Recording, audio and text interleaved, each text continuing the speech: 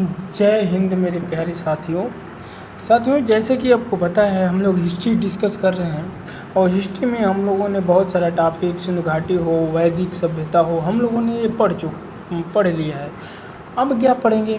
अब वैदिक सभ्यता पढ़ने के बाद, वैदिक साहित्य को पढ़ने के बाद अब हम आ जाएंगे प्राचीन धार्मिक आंदोलनों पर।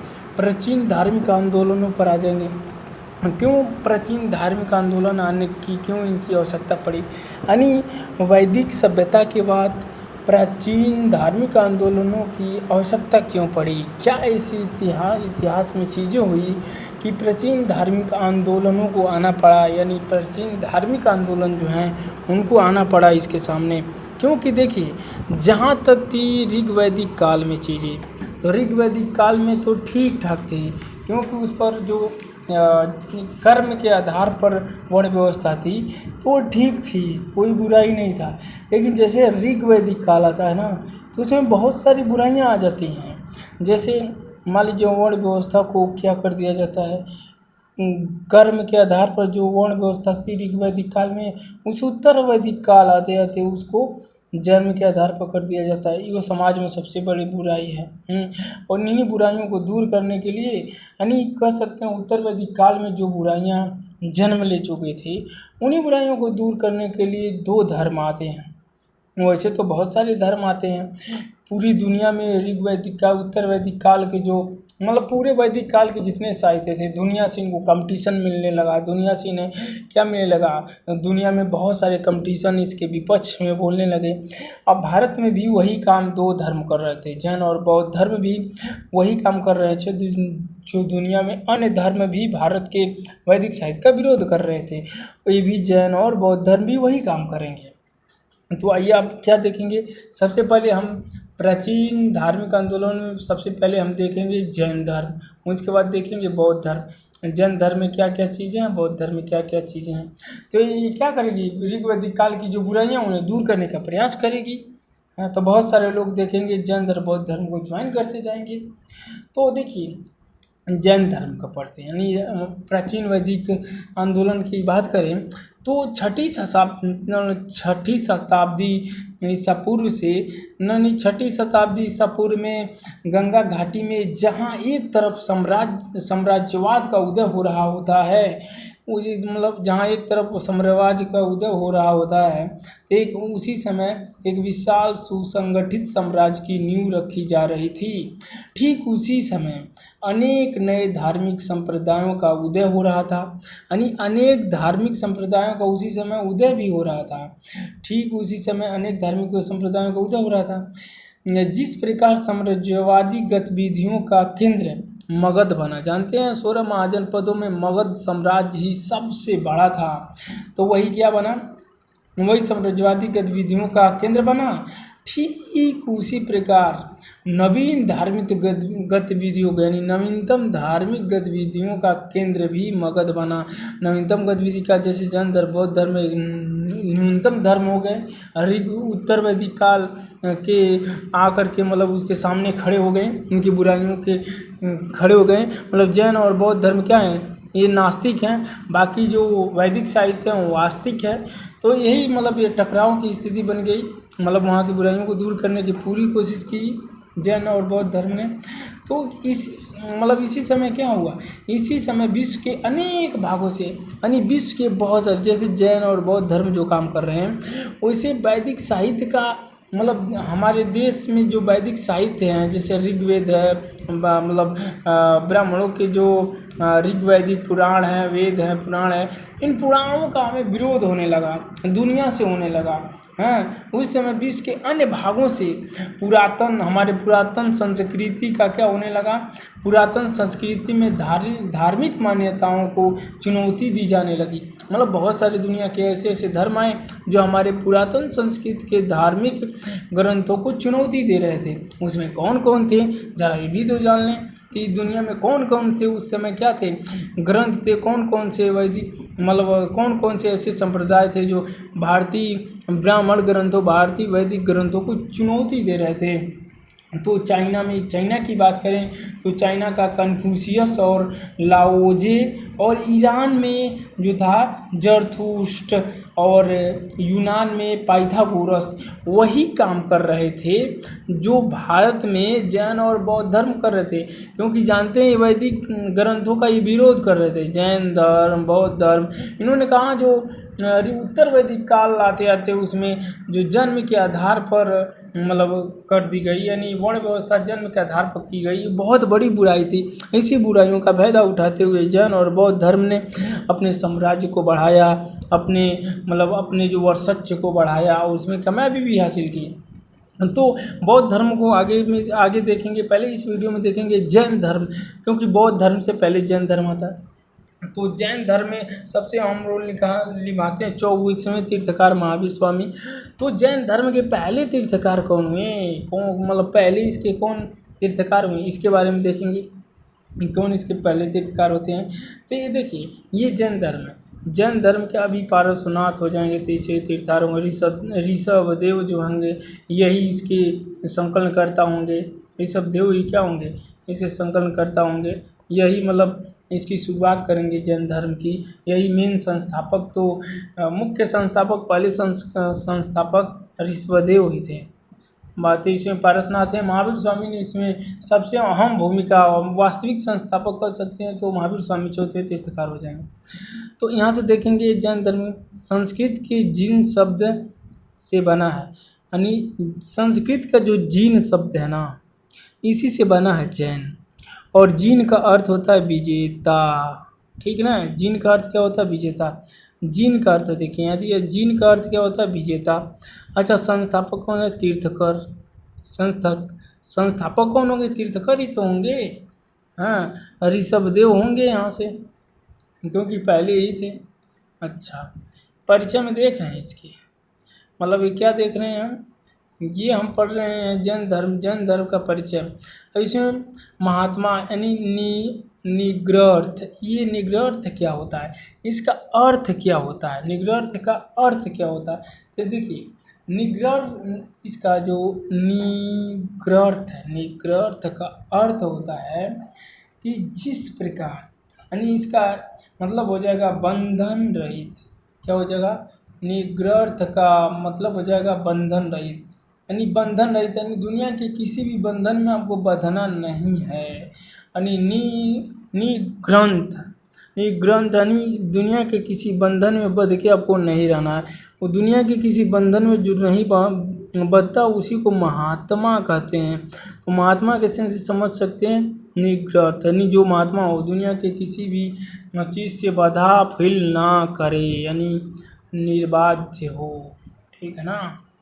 अच्छा, प्रथम तीर्थकार ऋषभदेव होंगे, प्रथम तीर्थकार। यानी जैन धर्म की कभी कभी कंपटीशन में बहुत एकदम ठक पूछता है, क्या, ऋषभदेव। यानी जैन धर्म के पहले तीर्थकार कौन हो जाएंगे, ऋषभदेव। पहला पूछता है 23वां पूछ देता है, 23वां पूछ देगा ऋषभदेव। पीपी में कभी पूछा था जो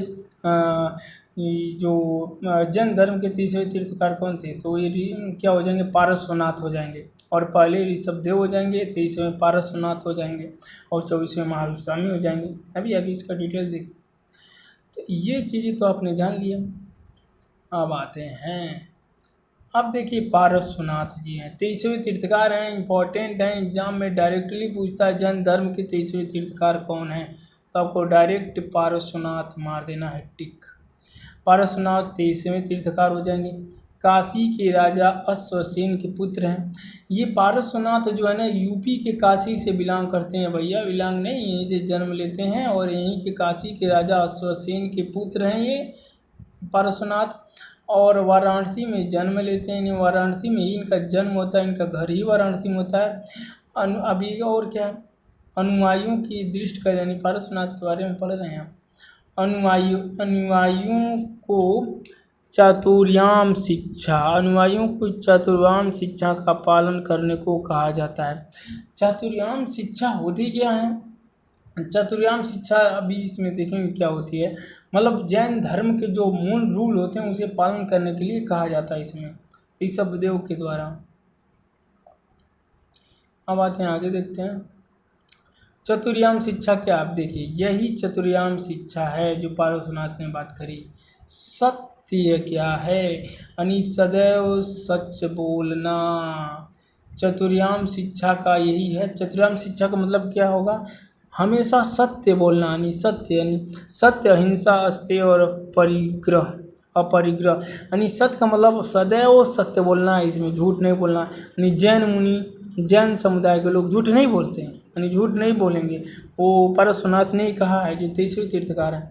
अच्छा, अहिंसा, यानी अहिंसा का मार्ग नहीं अपनाना, यानी अहिंसा से परहेज करना, यानी अहिंसा से परहेज करना, यानी अहिंसा का मार्ग न अपनाना, यही क्या गलत था, अहिंसा से परहेज करना, यानी खून खराबा ना करना, यानी हिंसक न होना। अस्तेय का मतलब, अस्तेय का मतलब चोरी वर्जित है, यानी इसमें चोरी वर्जित है, आपको चोरी नहीं करनी, यानी इसका मतलब है चतुर्याम शिक्षा, सत्य बोलना है, अहिंसा के मार्ग पर चलना है, यानी हिंसा से परहेज करना है, अहिंसा के मार्ग पर चलना। अस्तेय का मतलब चोरी नहीं करनी, और क्या, और अपरिग्रह, अपरिग्रह का मतलब है संपत्ति ग्रहण न करना, यानी संपत्ति को ग्रहण करके नहीं रखना।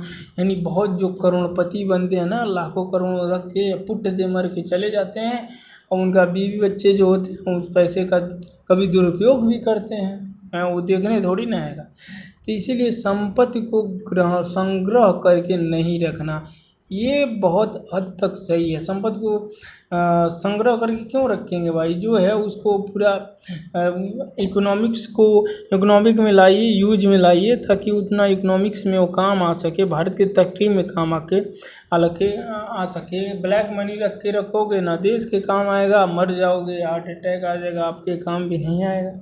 मजाक कर रहा हूँ, मजाक नहीं, सत्य कर रहा हूँ, मजाक की बात क्या है यार। अच्छा, परीक्षोपयोगी तथ्य, परीक्षा की दृष्टि से अत्यंत महत्वपूर्ण तथ्य क्या है। तो जैन संघ का प्रथम अध्यक्ष सुधवर्मन होता है, सुधवर्मन। कभी पूछ देते हैं जैन संघ का प्रथम अध्यक्ष, जो जैन संघ, जैन संघ हुआ था, एक जैन संघ का बहुत बड़ा सम्मेलन सबसे पहले हुआ था, उसका मेन अध्यक्ष कौन था, सुधवर्मन था। अच्छा, जैन धर्म का विभाजन हो जाएगा, बहुत इम्पोर्टेंट है, जैन धर्म का विभाजन हो जाएगा किसमें, श्वेतांबर। जैन धर्म दो भागों में टूट जाएगा, दो भागों में बट जाएगा, एक श्वेतांबर हो जाएंगे, जो स्थूल भद्र के अनुयायी होंगे वे श्वेतांबर, श्वेत वस्त्र धारण करेंगे, और दिगंबर ये क्या होंगे, भद्र बाहु के अनुयायी हो जाएंगे। ये जो होंगे ये वस्त्र ही नहीं धारण करेंगे, एकदम सब दिखेगा, दिगंबर से मतलब सब दिखेगा, यानी एकदम मतलब वस्त्र ही नहीं पहनते, नंगा रहते सब। दिगंबर यानी वस्त्र नहीं धारण करना, दिगंबर दिख जाए।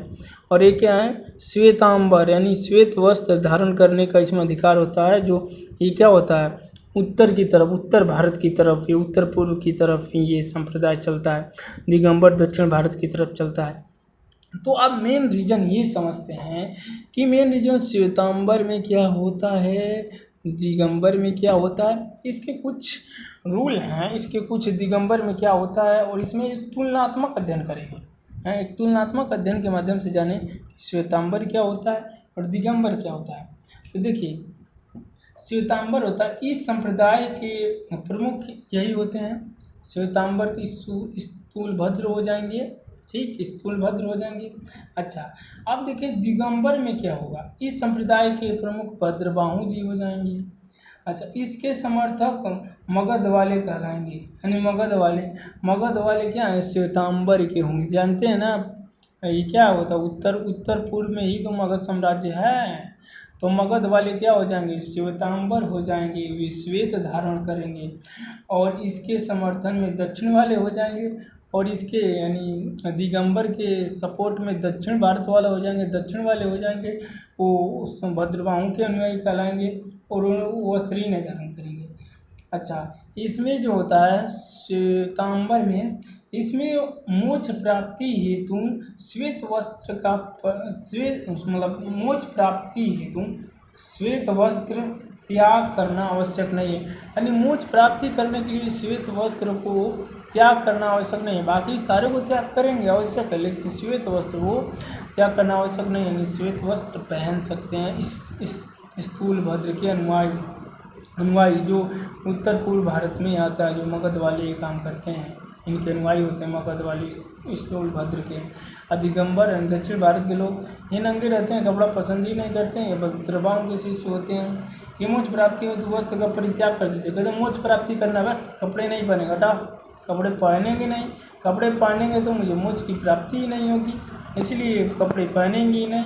कपड़े को देखते दूर भाग जाएंगे, कहेंगे अच्छा कपड़ा बनाना चाह रहा है, मुझे मोक्ष प्राप्ति से रोकना चाहता है, मेरी तपस्या को भंग करना चाहता है। इस तरह की बात करते थे भद्रभाव की जो अनुयायी थे, उस दिगंबर कला के थे।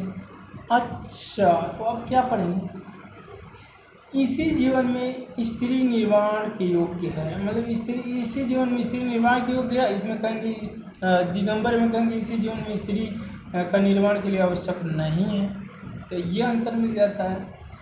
ठीक, अच्छा ये महावीर के मतलब ये मानते हैं जो श्वेतांबर ये मानते हैं, श्वेतांबर वाले मानते हैं महावीर को विवाहित मानते हैं, यानी महावीर का विवाह हुआ था, पुत्री भी थी, ये मानते हैं। लेकिन ये दिगंबर मानते हैं, कहते हैं इनकी शादी हुई नहीं थी, ये विवाहित मानते हैं इनको। हैं जैन महावीर स्वामी को जो होते हैं दिगंबर जो होते हैं भद्रभाव के अनुयायी कहते नहीं महावीर क्या थे, वे अविवाहित थे, शादी नहीं हुई थी। ठीक है, और ये 19वें तीर्थकार मलिकनाथ को स्त्री मानते हैं। ये जो होता है श्वेतांबर जो होते हैं वे 19वें तीर्थकार जो होती हैं मलिकनाथ को स्त्री मानते हैं, और ये 19वें तीर्थकार मलिकनाथ को दिगंबर वाले क्या मानते हैं, ये मानते हैं पुरुष मानते हैं। ठीक ना। और जैन मतलब ये जैन आगम ग्रंथ को स्वीकार करते हैं, यानी ये जैन आगम ग्रंथ को श्वेतांबर स्वीकार करेंगे और जैन आगम ग्रंथ को अस्वीकार कर देते हैं। ठीक है, ये जैन धर्म के बारे में और देखेंगे। जैसे जैन धर्म जो हुआ, जैन धर्म प्रथम जैन सभा पाटलिपुत्र में हुई, इसके अध्यक्ष कौन थे? स्थूलभद्र थे। यानी देखेंगे जहाँ मगध साम्राज्य का जिक्र आ जाएगा, उत्तर पूर्व भारत की बात आ जाएगी, वहाँ स्थूलभद्र हो जाएंगे, यही श्वेतांबर के अनुयायी हो जाएंगे, इन्हीं के अनुयायी श्वेतांबर होते हैं। अच्छा, द्वितीय जैन सभा वल्लभ भी अध्यक्ष होंगे, और ये कहाँ होगा जान ही रहे हैं, वल्लभ भी अध्यक्ष हैं। और देवधीरगढ़ या क्षमा श्रमण ये क्या है? द्वितीय जैन सभा का अध्यक्ष हो जाते हैं ये। अच्छा, अब ये पढ़ते हैं जैन साहित्य को कहा जाता है, जैन साहित्य को क्या कहेंगे? आगम यानी सिद्धांत कहेंगे, आगम का सिद्धांत। जैन साहित्य को कहा जाता है आगम का सिद्धांत। पारसनाथ का प्रतीक क्या है? तो सांप है, सर्प है। जो पारसनाथ क्या है? 23वें तीर्थकार होते हैं, कभी एग्जाम में डायरेक्टली पूछ लेता है। इनका प्रतीक चिन्ह क्या होता है? सर्प होता है।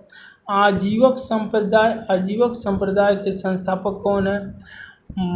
मखली गोसाल ही क्या होते हैं?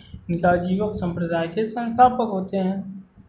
ये सब जैन मुनि हैं, जैन धर्म से रिलेटेड है। अच्छा, अब आइए देखते हैं महावीर स्वामी को देखते हैं। महावीर स्वामी जैन धर्म के वास्तविक संस्थापक माने जाते हैं। कौन? महावीर स्वामी को जैन धर्म का हम क्या मानते हैं? वास्तविक संस्थापक मानते हैं। जैन धर्म के वास्तविक संस्थापक हैं महावीर स्वामी। इनका जन्म के लेकर बहुत विवाद है। एक कोई कहता है इतिहासकार कि 599 ईसा पूर्व में हुआ था, लेकिन जो पुरानी एनसीईआरटी वो कहती है नहीं जी, ये हुआ था 540 में। 540 ईसा पूर्व बताते हैं लोग, लेकिन पुरानी एनसीईआरटी 540 बताती है, लेकिन इस समय के जो इतिहासकार हैं वो 599 ईसा पूर्व बता रहे हैं। तो हम कहेंगे अच्छा, तो दोनों में से एग्जाम में दे तो कौन मारेंगे? दोनों में से अगर दोनों तो देगा नहीं, एक ही देगा तो 540 599 मार्क्स देता है। लेकिन अगर बाई द वे दोनों दे दे 599 440 दोनों दे दे तो आप इस पर जाइएगा, क्योंकि न्यूनतम शोध के अनुसार 599 है। और देखेंगे तो 72 साल जिंदा थे सबका, इसमें डिफरेंट 72 साल के मतलब इसमें भी, लेकिन विद्वानों में विवाद है। ये नए लेटेस्ट डाटा के अनुसार 599 ईसापुर में, लेकिन पुरानी एनसीईआरटी में जाएंगे तो 540 ईसापुर मिल जाएगा इनका जन्म स्थान। अच्छा, आप देखेंगे स्थान, किस स्थान पर इनका जन्म हुआ था, तो कुंडल ग्राम यानी कुंडल ग्राम वैशाली जो बिहार में वहाँ हुआ था। कुंडल ग्राम यानी कुंड ग्राम भी लिखता है, कुड ग्राम और कुंडल ग्राम, कुंडलपुर, कुंड ग्राम या कुंडलपुर में हुआ था, जो क्या है वैशाली में। वैशाली कहाँ है, बिहार में है इनका जन्म स्थान। कुंड ग्राम में यानी कि वैशाली के निकट हुआ था, बिहार में हुआ था, ये जान ही रहे हैं वैशाली बिहार में एक जिला है वैशाली। अच्छा, पिता का नाम इनके क्या था, यानी पिता का नाम क्या था, तो पिता का नाम सिद्धार्थ था। इनके पिता का नाम सिद्धार्थ था, जो वज्जी संघ के, जो क्या थे, वज्जी संघ के कुडग्राम के ज्ञात्रिक क्षत्रिय के प्रधान थे, यानी ज्ञात्रिक क्षत्रिय के संघ, ज्ञात्री क्षत्रियों के संघ के प्रधान थे, यानी राजा कह सकते हैं, थे प्रधान थे उनके, यानी क्षत्रिय थे, क्षत्रिय कुल में जन्म लिए थे। समझ लीजिए जैन धर्म और बौद्ध धर्म जो ना, महावीर स्वामी यानी जैन धर्म, महावीर स्वामी भी क्षत्रिय कुल के होते हैं, और बुद्ध भगवान भी क्षत्रिय कुल के होते हैं। तो ये बहुत इंपॉर्टेंट चीज़ है। माता का नाम क्या था, इनके माता का नाम त्रिशला था, इनको विदेह दत्ता भी कहा जाता है। अच्छा, इनके माता के बारे में ये भी लिच्छवी थे, देखिए ये क्या थी, वैशाली के लिच्छवी गणराज्य के प्रमुख चेटक की बहन थी, प्रमुख चेटक की बहन थी, ठीक ना। इनकी माता लिच्छवी शासक चेटक की बहन थी, यानी इनका मतलब लिच्छवी एक शासक था, उसी की बहन थी। इनकी पत्नी का नाम, महावीर स्वामी की पत्नी का नाम क्या था, महावीर स्वामी की पत्नी का नाम यशोदा था। इम्पोर्टेंट है, याद करना, एग्जाम में डायरेक्टली पूछेगा महावीर स्वामी की पत्नी का नाम क्या था, तो यशोदा था। कभी कभी ना बौद्ध धर्म और जैन धर्म में कन्फ्यूजन हो जाता है। आप कहेंगे हाँ, कभी महावीर स्वामी की पत्नी को बुद्ध की पत्नी को बता देते हैं, बुद्ध की पत्नी को महावीर स्वामी की पत्नी को यशोदा बता देते हैं। तो ये कन्फ्यूजन दूर रखिए, ये याद है कि बौद्ध धर्म पढ़ेंगे तो वहाँ बताएंगे। यहाँ देखिए पत्नी जो होती है महावीर स्वामी की पत्नी का नाम यशोदा है, ठीक ना। ये क्या होती हैं, ये कुंडिया गोत्र की कन्या हैं। ये क्या है, कुंडिया गोत्र की कन्या है। कुंडिया गोत्र के राजा समरवती की कन्या है, ये राजा समरवती की कन्या यशोदा जी है, ठीक ना। अच्छा, इनके दामाद क्या है, इनकी पुत्री पहले पढ़ते हैं। इनकी पुत्री का नाम क्या है, इनकी पुत्री का नाम होता है, महावीर स्वामी की पुत्री का नाम प्रियदर्शना, इसको कहते हैं अरोजा, यानी प्रियदर्शना, याद रखिए इंपॉर्टेंट है। प्रियदर्शना इनकी पुत्री का नाम है। इनकी पुत्री का शादी हो जाता है इनके ही भांजे से, जमाली से। तो जमाली इनकी क्या बन जाते हैं, दामाद बन जाते हैं महावीर स्वामी के, जो इनके भांजा लगते हैं, लेकिन शादी हो जाता है इनकी पुत्री का तो दामाद बन जाते हैं जामली। और सबसे पहले महावीर स्वामी का विरोध भी यही करते हैं, और सबसे पहले यही शिष्य भी बन जाते हैं, ठीक ना। वास्तविक संस्थापक यानी जैन धर्म के वास्तविक संस्थापक को महावीर स्वामी को ही कहा जाता है, ठीक। महावीर स्वामी को ही क्या कहा जाता है, जैन धर्म का आर्थिक, जैन धर्म का वास्तविक संस्थापक कहा जाता है। अच्छा, अब ज्ञान की बात करते हैं। इनको ज्ञान कहाँ प्राप्ति हुई, तो ज्ञान की प्राप्ति होती है कहाँ पर, जिम्भिका ग्राम नदी, जिम्भिका ग्राम के समीप एक ऋजुपालिका नदी के तट पर ज्ञान की प्राप्ति होती है महावीर स्वामी को।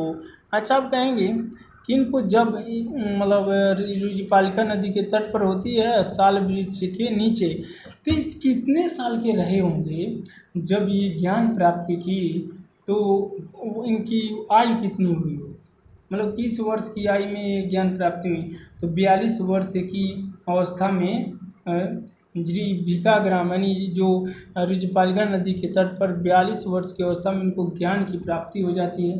कहेंगे अच्छा 42 वर्ष मतलब ये 30 वर्ष के थे तो क्या होते हैं, चले जाते हैं तपस्या करने। 30 वर्ष को होते हैं तो घर को त्याग देते हैं, यानी 30 वर्ष को हैं तो घर को त्याग देंगे और 12 वर्ष का कठोर तपस्या करेंगे तो इनको 30 और 12 42 यानी 42 वर्ष की अवस्था में ऋजुपालिका नदी के तट पर साल वृक्ष के नीचे दिव्य ज्ञान प्राप्त हो जाता है, इनको ज्ञान की प्राप्ति हो जाती है।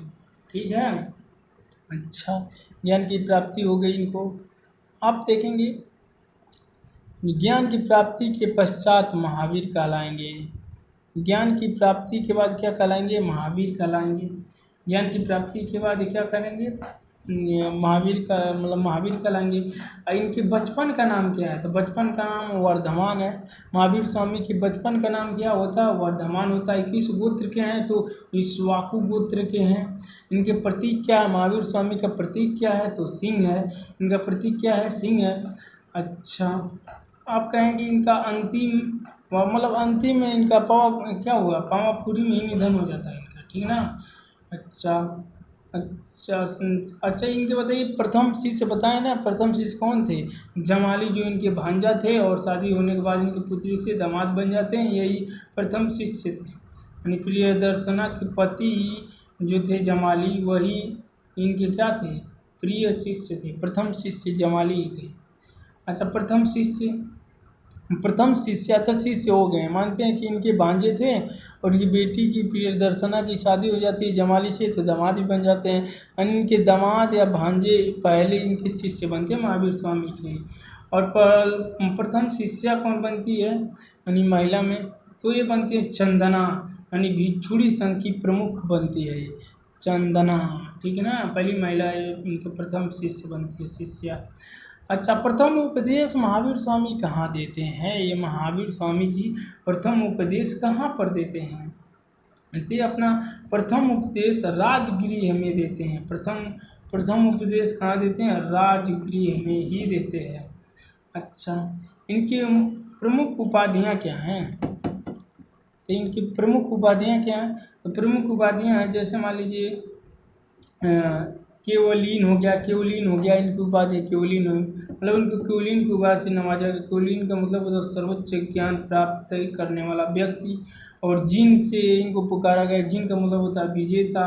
अहर्त से पुकारा गया, अहर्त का मतलब होता है पूज्य। और निग्रह से पुकारा गया, इसका मतलब होता है बंधन रहित, यानी ये सबसे रहित हैं, बंधन नहीं है, बंधन रहित हैं। जीवन का अंत जानते हैं, मैंने बताया इनके जीवन का अंत कहाँ हो जाता है, पावापुरी में हो जाता है। अच्छा नए नाम क्या थे, वही केवलीन। केवलीन का मतलब क्या होता है बताओ फटाफट, अभी मैंने बताया सर्वोच्च ज्ञान प्राप्ति करने वाला व्यक्ति को केवलीन कहते हैं। और केवलीन की उपाधि से महावीर स्वामी को पुकारा जाता था, यानी क्या है सर्वोच्च ज्ञान प्राप्ति करने वाले महावीर स्वामी व्यक्ति हैं। अच्छा आप पूछेंगे इनको अहर्त से पुकारा गया, अहर्त का मतलब क्या होता है, तो अहर्त का मतलब पूज्य, यानी महावीर स्वामी जी पूज्य हैं। अच्छा जीन से पुकारा गया, जीन का मतलब होता है विजेता, महावीर स्वामी विजेता हैं। अच्छा निग्रह का मतलब क्या होता है, निग्रह का मतलब दुनिया के सारे बंधनों से रहित, यानी बंधन रहित होता है। अच्छा प्रथम शिष्य जमाली हो जाएंगे महावीर स्वामी के, जो आपने देखा ही है। अब ये इम्पोर्टेंट है, चतुर्याम शिक्षा में पांचवें व्रत ब्रह्मचर्य को जोड़ने वाले पार्श्वनाथ ने 4 जोड़ा था, ठीक है ना। 4 जोड़ा था, 4 जोड़ा था किसने, 4 को जोड़ा था पार्श्वनाथ ने, जो आपने देखा कुछ समय पहले। अच्छा उसमें 5वां कौन जोड़ते हैं, मतलब ब्रह्मचर्य को जोड़ते हैं महावीर स्वामी। इम्पॉर्टेंट हो जाता है कि जो चतुर्याम शिक्षा में 5वें व्रत को किसने जोड़ा, तो महावीर स्वामी कौन सा व्रत था, ब्रह्मचर्य था। अनेकांतवाद ये क्या होता है, स्याद्वाद का प्रतिपादन महावीर स्वामी ने करी। अच्छा पुनर्जन्म में विश्वास रखते थे क्या, तो हाँ, महावीर स्वामी जी पुनर्जन्म कर्मवाद में विश्वास था इनका, महावीर स्वामी जी का। अच्छा, मृत्यु भी विवादित का विषय है। इनका मृत्यु कब हुआ तो कितना विद्यमान कहते हैं इनका मतलब ये देखिए लेटेस्ट डाटा के अनुसार, लेटेस्ट विद्यमान जो रहते इतिहासकार इस समय के, ये बताते हैं कि 527 ईसा पूर्व में इनका निधन हो गया। निधन कहाँ हुआ? राजगिरी के निकट पावापुरी में हुआ। लेकिन कुछ विद्वान इसमें क्लेम करते हैं, उनकी मृत्यु को ये बताते हैं 467 ईसा में हुआ था। यानी पुराने एनसीईआरटी में देखेंगे तो 468 ईसा पूर्व इनके मृत्यु को बताया जाएगा। और देखें तो इनको कुल 72 वर्ष तक जिंदा रहने, 72 वर्ष की अवस्था में इनका निधन हो जाता है। 72 वर्ष की अवस्था में क्या होता है? महावीर स्वामी जी का निधन हो जाता है 72 वर्ष की अवस्था में। तो यही था, 72 वर्ष की अवस्था में नहीं हुई थी, मतलब इनका क्या हो जाएगा? मृत्यु हो जाएगा। अच्छा, और बहुत सारे विद्वानों में इसमें मतभेद है। अब आते हैं, ये देखिए अब ख़त्म हो गया। तो हमने क्या ख़त्म कर लिया? हमने ये ख़त्म कर लिया कि जैन धर्म क्या होता है, जैन धर्म में महावीर स्वामी का क्या रोल है, जैन धर्म में महावीर स्वामी का क्या रोल है, इनके बचपन का नाम पढ़ा है, इनकी पुत्री का नाम क्या है, प्रियदर्शना, प्रथम शिष्य कौन थे ये याद रखना, इनका जन्म कहाँ हुआ था ये याद रखना कि कुंडन ग्राम में हुआ था जो वैशाली बिहार में हुआ था, मृत्यु राजगिरी यानी पावापुरी में हुआ था ये रखना। इनकी मृत्यु में विवाद है कि वो इतिहासकार मानते हैं 540 में हुआ था, पुरानी एनसीईआरटी 540 बताती है, नया एनसीईआरटी 599 बताती है ईसा पूर्व। और मृत्यु में विवाद है, जो लेटेस्ट डाटा का था 527 ईसा पूर्व मानता है, 15 अक्टूबर 527 ईसा पूर्व मानता है। लेकिन पुरानी एनसीईआरटी की बात करें तो उसमें डाटा दिया गया है 468 में इनकी मृत्यु हुई थी राजगिरी की पावापुरी में। तो ये आपने देखा। अब हम आगे क्या बढ़ेंगे? हम आगे पढ़ेंगे किसके बारे में? अब हम आगे पढ़ेंगे जैन धर्म तो पढ़ लिया मैंने, अब हम पढ़ेंगे बौद्ध धर्म के बारे में। बौद्ध धर्म के बारे में पढ़ेंगे, बौद्ध धर्म के बारे में पढ़ेंगे। तो इस वीडियो में देखिए हमने जैन धर्म को ख़त्म किया। जैन धर्म को प्राचीन भारतीय धर्म की आवश्यकता क्यों पड़ी आंदोलनों की? क्योंकि उत्तर वैदिक काल में बहुत सारी बुराइयों को ज़बरदस्ती ठूंस दिया गया। क्योंकि जो ऋग वैदिक काल में कर्म के आधार पर हुआ करता था वो जन्म के आधार पर कर दिया गया। जो बहुत बड़ी बुराइयाँ, धीरे धीरे बुराइयाँ बढ़ती गई, समाज में इतनी बुराइयाँ बढ़ गई कि उसके दूर करने के लिए दो धर्मान पढ़ते हैं, जैन धर्म बौद्ध धर्म ने ब्राह्मण ग्रंथों का जम के मुकाबला किया। कह सकते हैं कि भारतीय ऋग वैदिक साहित्यों का पूरे विश्व से विरोध हो रहा था। उसी समय जैन धर्म बौद्ध धर्म आते हैं, वही काम ये भी कर रहे थे जो चाइना और ईरान के लोग कर रहे थे, वही जैन और बौद्ध धर्म भी कर रहे थे। यानी इसमें जो बुराइयाँ थी उसी को दूर करने की कोशिश करी और बौद्ध और जैन धर्म उभर के आते हैं। आगे चल के देखेंगे कि बौद्ध धर्म जैन धर्म से ज़्यादा विकराल रूप लेता है, जिससे ब्राह्मणों ने इसे देख करके इसे विष्णु का 9वां अवतार बता दिया जाएगा और बौद्ध धर्म के सारे अनुयायियों को सनातन धर्म में लाने की कोशिश कर ली जाएगी। तो मिलते हैं अगली वीडियो में। देखिए आप लोगों को अगर वीडियो समझ में आती है, अच्छी आती है, लगता है आपको जिनकी आवश्यकता है, जिनको ये वीडियो की आवश्यकता है, उनको आप शेयर कीजिए। हाँ, शेयर करिए ताकि दूसरों के भला हो सके। सब फ्री में पढ़ा रहे हैं, इतना बढ़िया पढ़ा रहे हैं, इतना डिटेल एक्सप्लेनेशन के साथ पढ़ा रहे हैं। हिस्ट्री को हमने एकदम जीरो से स्टार्ट किया है। जो हिस्ट्री में एकदम फ्रेशर है, कुछ नहीं जानता, वो भी पढ़ेगा ना तो हिस्ट्री का मास्टर बन जाएगा। मतलब हिस्ट्री को बहुत आसान सरल भाषा में समझाने की कोशिश करी है मैंने। तो जिनको आवश्यकता आपको लगे, ये आपके कोई रिश्तेदार है, आपका कोई सगे संबंधी है, वो ये कंपटीशन से जुड़ा है, उसका पार्ट उसके एग्ज़ाम में हिस्ट्री पूछी जाती है, तो बिल्कुल उसके पास तक वीडियो जानी चाहिए। ये आपकी जिम्मेदारी है। जय हिंद।